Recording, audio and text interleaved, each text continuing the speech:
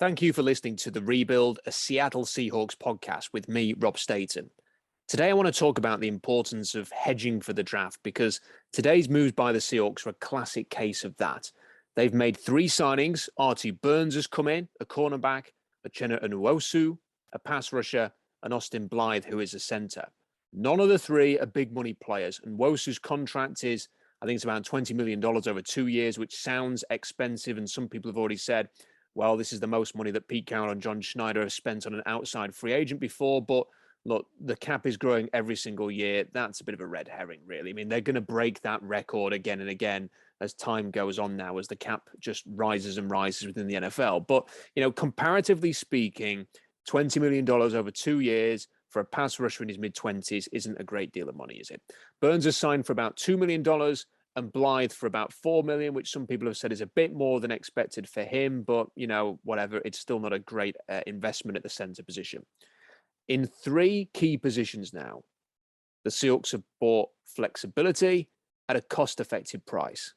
And if they get to the draft and a quality pass rusher is sitting there at number 9 overall, I'm going to talk about that in a moment, you can take him without feeling like Nwosu is going to be a wasted signing, a waste of money. You would arguably feel that way if you'd paid Chandler Jones $17 million a year because he'd been the most expensive player on the team along with Jamal Adams, and you would feel obliged to play him. You would want to get Darrell Taylor on the field. You'd want to get Carlos Dunlap on the field. So that would be, I think, a little bit more of a waste. With Nwosu, the contract is basically what I would call that of a rotational pass rushing player in the modern era. That's the kind of salary that he is earning. So I think you can still go to number 9 overall now, and you can draft a pass rusher with confidence. But if you get to number 9 and all of the top pass rushers, or at least maybe the one or two that you want aren't there, you are not going to be left empty-handed. You have at least got a player who can fit into that role that you can give a chance to start if needed. That's the positive thing about a draft hedge. Now, at center, Blythe's addition is not going to prevent you from taking someone like Cole Strange or Cam Jurgens in round 2. I don't think it's completely out of the question that Tyler Linderbaum's going to be there in round 2 for Seattle either. So if you want to, you've got the option of going down that road with either the 40th pick or the 41st pick. And Artie Burns doesn't prevent you from targeting a corner either. Now, they don't generally take those players early. They tend to wait for cornerbacks later in the draft. But again, if there's one there in round 2, round 3, round 4 that you really want, Artie Burns isn't going to stop you being able to do that. All three players are in the 20s. They could be part of a core moving forward. But if not, there's no long-term financial damage to be had by signing these players. And as I mentioned, if the draft goes against you in certain areas, you will not feel like you have gaping holes at these three positions. You have got three options there. Now, admittedly, you can't have a roster full of hedge players. You need to have talent too. And the Seahawks have got some big remaining needs that they need to fill. For example, both offensive tackle positions remain a big question as I'm recording this podcast. But they've bought some flexibility and some options here in what has been a really positive day, in my opinion, for the Seahawks. Equally, I wouldn't want them to settle on this trio as a job done. So I hope they do bring in a left and right tackle and a running back at least to set up their options in the draft. I don't want them, for example, now to go, we've addressed center, we've addressed cornerback, we've addressed pass rusher, let's go and get a left and right tackle in the draft and a linebacker to replace Bobby Wagner and then a running back and the roster is complete. I would rather have the draft complement these additions that you have made and are going to make in the coming days, not just fill your remaining holes. So how is this impacting the draft then? How is it shaping everything? And I've talked a little bit about this on the blog today. For me, at number 9 overall, the number 1 plan A target should be Jermaine Johnson, the pass rusher. I've been saying since early in the college football season, from the minute that I watched Florida State against Notre Dame, that Jermaine Johnson looks like the complete pass rusher. He's got size. He's explosive. He does a good job against the run. He's got a good motor. He can win with speed off the edge. He's got great hands. He can play with physical force in his hands as well. And then he goes to the combine. He runs a 1.55 10-yard split, which is an elite time. He goes to the Senior Bowl and he puts on a terrific performance and dominates in 1v1s and looks the part. For me, there isn't a single player in this draft I want more at number 9 than Florida State's Jermaine Johnson. But I fear a little bit that other teams are going to think that way too. And you have got teams in front of you, whether that is Jacksonville at number 1, whether it's Detroit at number 2, Houston at number 3, the Jets at number 4, the Giants have got 5 and 7, and then you've got Atlanta at number 8. All of these teams potentially are going to be in the market for a pass rusher. Now, some of them are going to look and say Aiden Hutchinson's a good option, a preferable option. Some of them may say Kayvon Thibodeau is a preferable option, or Travon Walker had a great combine as well. But how many of them are going to say that David Ojabo is better? Some might. Some might prefer the upside of a David Ojabo over Jermaine Johnson. But I get the sense that most of them are going to look at Johnson and think, yeah, we'll have some of that. I'm not sure he's going to be there at number 9. And frankly, personally, even with the Uchenna Nwosu signing, I'd like to look into the possibility of maybe jumping ahead of the New York Giants at number 7 and the Atlanta Falcons at number 8. Because I think the Giants are going to take an offensive lineman with their first pick. Can you do a deal with Scott Fitterer, who is in Carolina at number 6, assuming they still keep the number 6 pick and what happens to Deshaun Watson? Can you jump ahead of those two teams to ensure that you get Jermaine Johnson? What would the price for that be? Could it be a 4th and a 5th? Do you have to give up a 3rd? Do you have to give up something more than that to move up a couple of spots? I think it's an interesting conversation, but I will be very much open to doing that to make sure you get Jermaine Johnson, because I think if you go into next year with Darrell Taylor across from Jermaine Johnson, that can be a heart and soul impact for your team. They can be the future of your team, the future identity of the team, and they'll be well supported with Carlos Dunlap, Uchenna Nwosu, potentially Benson Mayowa, and the options you've got at defensive tackle. I think that would be a much better looking defensive front. Not an elite one necessarily. I still think they need to be better up front in terms of that dynamic interior presence. There are some players in this draft that they could go after who could help there, but it looks as if with Harris coming in and Woods being retained and the other guys that they've got, that they're going to stick with what they have. But Jermaine Johnson would certainly be a start. If it's not him, then, I would hope that Kayvon Thibodeau would be there at number 9. But again, I don't know if that's likely to be the case. And I still think there's a reasonable chance that he could go number 1 overall, despite what everybody's saying. And we saw this with Myles Garrett. People were calling Myles Garrett a bit of a recluse, somebody who's, cut from a different cloth. People were talking about the fact that he writes poetry or he reads poetry or something. And that was seen as a big knock on him when he was at his combine. We're seeing similar things with Kayvon Thibodeau now. Too often we're looking for the perfect individual. Kayvon Thibodeau may not be the best interview, may not be the best interview to the media or to the teams at the combine, but the fact is he's a very talented player, and I would expect that he's still going to go number 1 overall. But if he does fall, can he last to number 9? I think it's very unrealistic, but if he did, he would be a great option too. I think David Ojabo is just a little bit too raw. Travon Walker, I don't think he's that screaming off the edge pass rusher that the Seahawks need. I don't know what they would do if those two guys, Johnson and Thibodeau, are gone. They are the two that I'm focusing on, though. They're the two that I consider moving up for. And if they are not there, then what do the Seahawks do? Do they pivot to a Trevor Penning or somebody like that? I could imagine them really liking Trevor Penning. Do you trade down? I'm a big fan of Boya Mafe, but when he measured at the combine, he had sub 33-inch arms, which is a little bit off-putting. Has everything else, though. There are other players that you could target in that sort of middle of the first round range. But I think really I'm just going to keep my fingers crossed and hope that when the Seahawks get on the clock at number 9, one of those two guys is going to be there. The other thing to mention, though, and this was the bulk of my blog article earlier today, is what happens at the quarterback position. Because as we sit here right now, the Seahawks have not done anything other than add Drew Lock. And the veteran options, those sort of cheap 1-year deals that you can bring in are diminishing. I don't expect they're going to look at Jameis Winston. I don't see them going after a Ryan Fitzpatrick or an Andy Dalton. I don't really see the point of that. You might as well start Drew Lock or Jacob Eason. Marcus Mariota just doesn't seem to have any buzz. And I wonder a little bit what's happened with him. He went to the Raiders, was the backup there. Didn't even take a chance to go somewhere and start last year. He was just settled in and being the backup again with the Raiders. And I wonder if people sort of think, yeah, do you know what, this guy, he's never going to sort of return to being a starter in the NFL. He's just worked his way into being a good backup. So what are they going to do? There's this, we're all kind of waiting to see where Deshaun Watson lands and whether, Matt Ryan becomes available or Baker Mayfield. I just have a hard time wondering how the Seahawks get a deal done with those two teams. Atlanta traded Mohamed Sanu for a 2nd-round pick 3 years ago to the Patriots. I don't know how they pulled it off, but they did. And it was an absolute steal. And then they traded Julio Jones for a second-round pick a year ago. The Titans had him for 1 year, and they just cut him today. So they're going to be thinking, we're going for the hat trick here. They'll want at least a second round for Matt Ryan. And I'm not prepared to pay a second round pick for Matt Ryan, age 37. I watched Matt Ryan live in London, Wembley, against the Jets in the season that's just completed here. And Matt Ryan physically he looks like a 37-year-old. And with Baker Mayfield, I was interested in the quote that I think it was Chris Mortensen attached to sort of the Browns, or whether it was somebody sort of reflecting on the situation, saying that the reason that the Browns want to move on from Baker Mayfield and might look at Jimmy Garoppolo if it's not Deshaun Watson is because they want an adult to be their quarterback. That to me does not sound like the kind of person the Seahawks would really want to pivot to at this point. And how much would it cost to get him?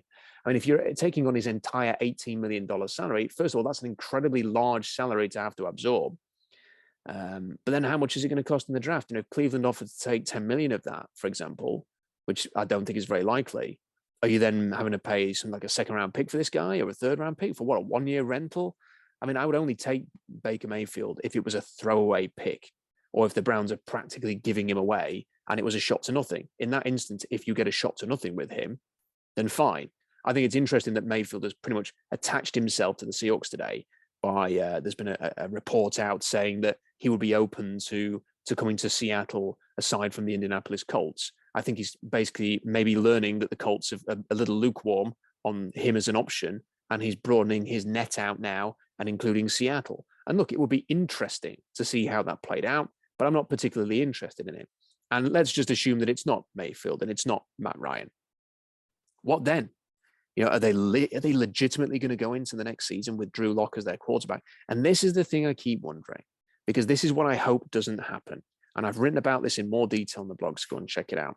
But the Seahawks love tools, or more specifically, John Schneider loves tools. Russell Wilson had a big arm and he was mobile and he created. Patrick Mahomes had the same. Schneider supposedly loved him. The Seahawks apparently had a conversation with the Browns about potentially trading for the number 1 overall pick in 2018, where they would have taken Josh Allen, who was a traits individual, you know, tools, big arm, mobile, another player of that description. Now, when you look at Malik Willis, he is very toolsy.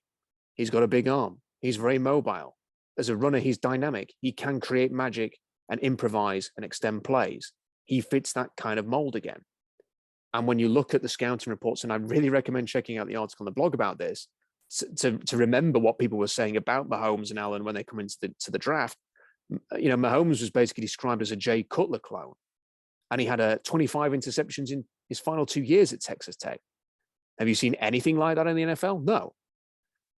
And that's probably because he's come in and he's been coached by Andy Reid, and he got to sit behind Alex Smith for a year, and they did things properly in Kansas City. But still, the expectation of Mahomes coming into the league has been completely smashed out of the park, and he has delivered way beyond what those projections were. As for Josh Allen, he was graded as a middling pick by Lance Zierlein in his NFL.com profile, and he was equally compared to, unflatteringly, to certain quarterbacks as someone who was erratic, who had all the traits but needed to put everything together. And it took him 3 years to do it, but now he's developed into an elite player. Willis has definitely got some issues. Doesn't throw over the middle. People were frustrated watching Russell Wilson turn down open receivers to try and extend plays and play hero ball. You haven't seen anything until you've seen Malik Willis do it, because he's like that version of Wilson on steroids, frankly, because he will turn down the most open throws and it will leave you so frustrated watching it. It's far worse than anything that Wilson did. And mechanically, there are some flaws. And I think the way that he throws, his positioning, his footwork, the way he shapes his body, doesn't necessarily square his shoulders. I think he will end up throwing late. I think he will be inaccurate at times, maddeningly so. I think it's going to lead to potential turnovers. It did at Liberty. I think he had 18 in his final 2 seasons, quite a few last year. When there's any kind of pressure, his head goes down and he starts running. Against Ole Miss, you saw that. They dominated the line of scrimmage. He threw 3 interceptions, some lousy ones in there as well. But I fear that the Seahawks have just decided that he could be a Mahomes, he could be a Josh Allen, and therefore they'll take him at number 9. And my worry is that rather than the Nwosus and the Blythes and the Artie Burns being the hedge, that they're actually the guys that they're relying on now, because they're going to take Malik Willis at number 9. And then when you get to the second round, the pass rushing options are not quite as good. And I think the Seahawks need a game wrecker, quite frankly. I don't think taking a gamble on Willis, as attractive as that might be for the team, to take a chance to see if they can create the next Mahomes or Allen or Lamar Jackson, a player that is not necessarily built up by the media, but then goes on and plays well beyond everybody's expectations. It's a great thought, isn't it, that Willis could end up being a guy like that. If you get a guy like Mahomes or Allen at number 9, no one is going to second guess the Seahawks. And if they draft him at 9, I'll give him the chance. I'm not going to write that off or complain. I will give him a chance to get out there and play some football for the Seahawks, because nobody expected Mahomes to be what Mahomes is. No one expected Josh Allen to be what Josh Allen is. They've gone well beyond expectations. So you have to give them a chance. However, my preference would be not to do that. And it will be to get the pass rusher at 9. And then I don't know where Willis is going to go. Some people think he might go number 2 overall because of the off season that he's having. Other people might think he might last into range for the Pittsburgh Steelers. And if he stays on the board into the teens, heck, if you really like him that much, trade up and get him in round 1. But I would rather not take him at number 9. And the only reason I would be even considering that is if they knew something, if they'd seen something, Schneider and Carroll, that made them think that this guy was going to be truly elite, and the Jermaine Johnsons and the Kayvon Thibodeaux were gone at 9. Even then, I'm not sure I'd be a big fan of it. I'd rather wait till next year. This roster's got a lot of work to do, and I'd be willing to take a back seat this year to hopefully contend next year with a better quarterback draft situation with Will Levis and people like that from Kentucky being part of that class. That the patience would be paid off down the line if you were willing to do that. But we'll see what the Seahawks plan is and what they do over the next couple of days. Whether they do acquire a Mayfield or a Ryan will potentially impact that. If they trade for Matt Ryan, they're probably, I don't know, maybe they would take Malik Willis still, because then I guess you could say he could sit for a year in the same way that Mahomes sat for a year.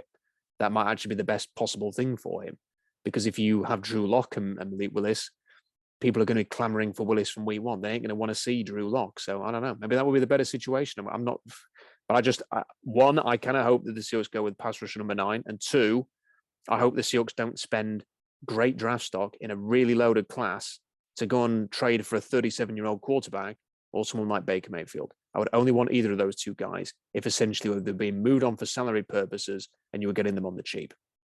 What about in round 2? I think this is a really interesting draft in round 2. The options are fantastic. The Seahawks having 40 and 41 is a real treat and something that fans should be excited about. I hope the Seahawks don't give away those picks. So far, so good. They've resisted any big trades. But you've cut Bobby Wagner. I am convinced they cut Bobby Wagner after seeing the linebacker work out at the combine, which was fantastic. It was energetic. It was full of loaded talent.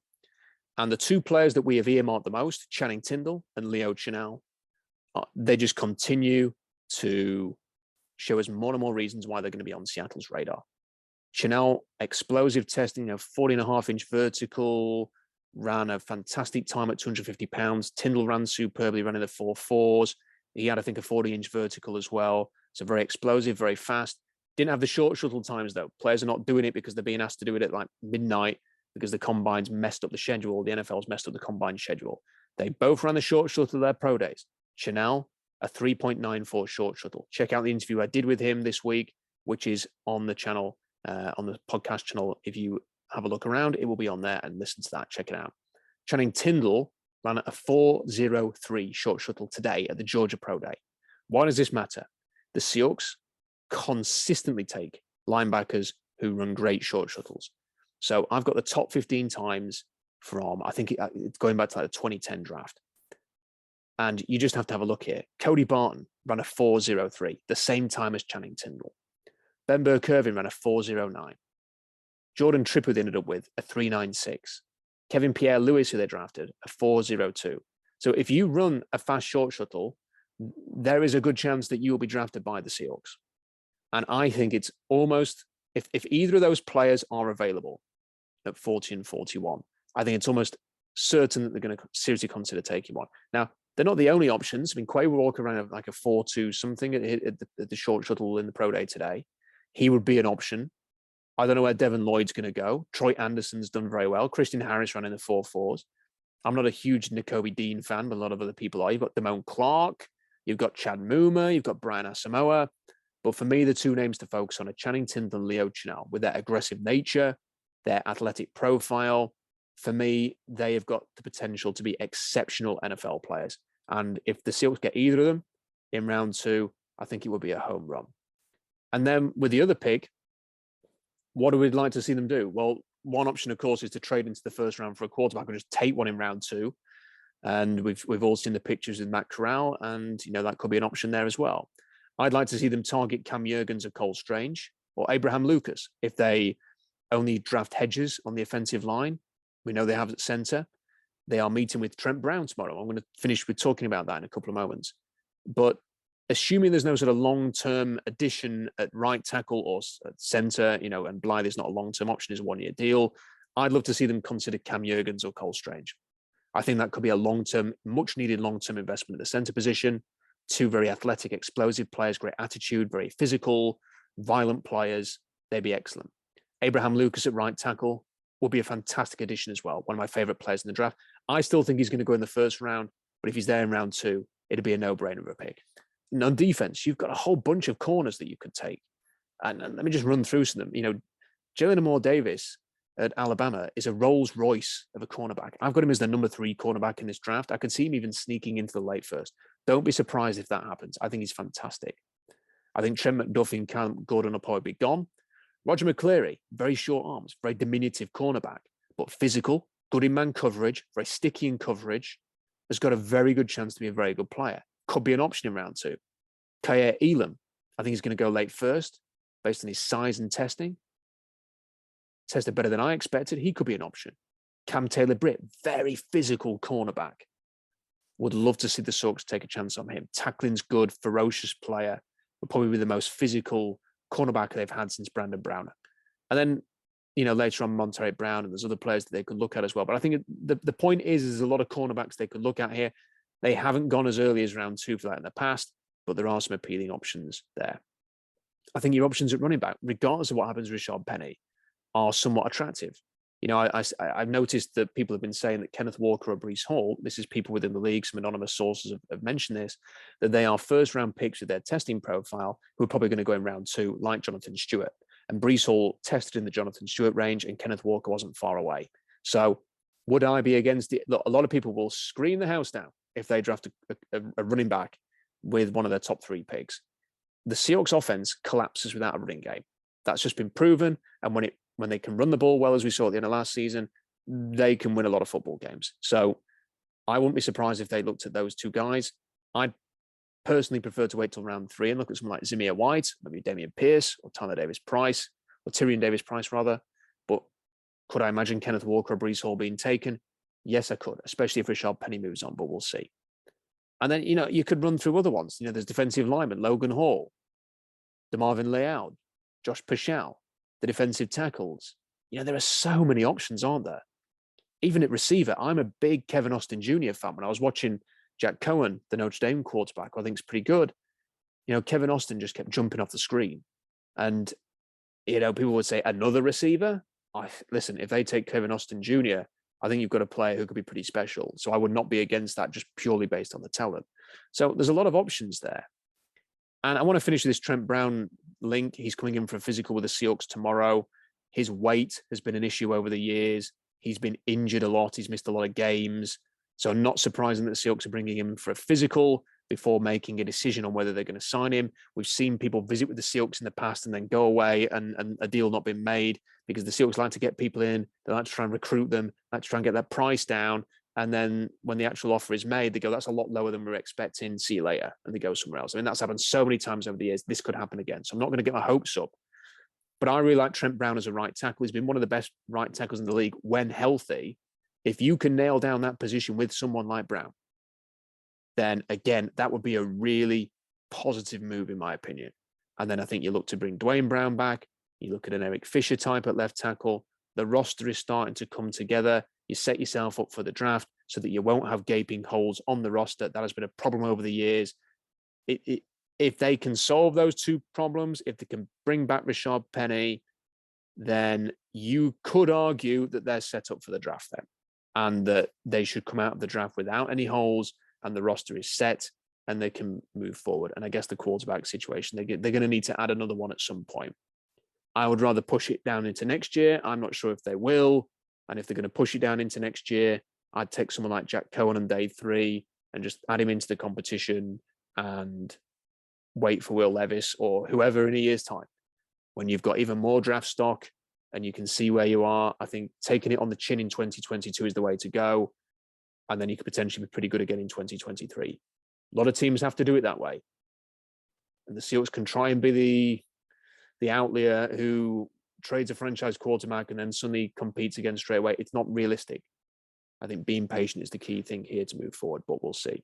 We'll see. It's certainly going to be a very interesting few days, and we're going to talk about it here. For more conversations like this, plus special guests and analysis on everything Seahawks during this crucial offseason, subscribe to the Rebuild podcast, now available on Apple, Spotify, and YouTube. Until next time, bye for now.